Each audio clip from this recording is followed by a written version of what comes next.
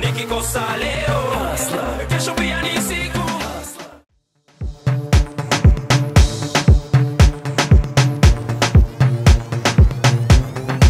Kwa majina ni Charles Kialo. Leo mko Signal, hapa kwetu Signal. Ya mko Kitui County huko kwetu leo. Mkubwa Malombe, Kitui Kenye Bamba. Ni mayouth marevu. Haya useo kujipanga huku, majob. Ndo manake tuko hapa leo. Kibiashara Kitui si mbaya.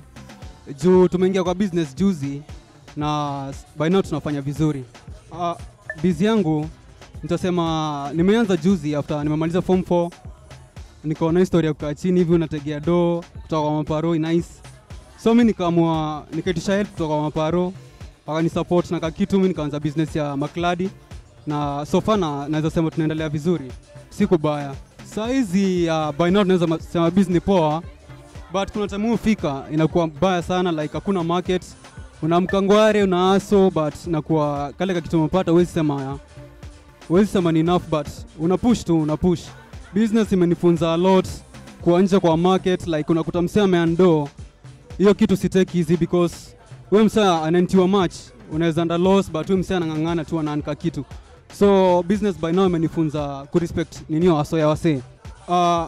Busy Majinika imeni-inspire because nilicheki nikakutapa mostly hapa Kitui Kladi unapata most ni za maduka, alafu wase wengi hawezi afford hizo Kladi. So mimi nikaamua kuleta vitu cheaper, vitu wase wanaweza afford sana. Biashara inaweza grow by now because nasema hii biashara nianza like 3 weeks ago na this is the second stock na leta sasa.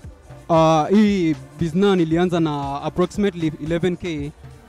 Tukafanya first stock ikaisha, nikaenda sana nimeleta hii second stock ili cost around 15k. So hiyo nilifanya kwa upgrade ndo niongeze ninio stock. Na by now naweza sema I'm hoping for the best. Najua tunaenda the best place. So kwa hapo nje story yao ni Mavela, Ngwai nini.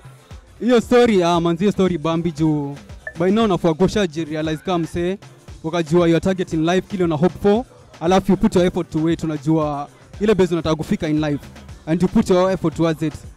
For now unafai ushajua kile kitu unataka kufanya in life, alafu una get to it. So best advice ni ujijue na get down to business. Manze by now bado siwezi sema kuna specific.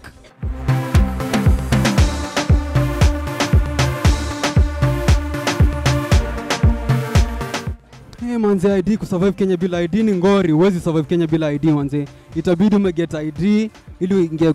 Pesa nyingi zinadai ID before yani uingie kwa staff kufanyia kitu lazima uwe na ID. Unaweza enda rave mahali unaitishwa ID.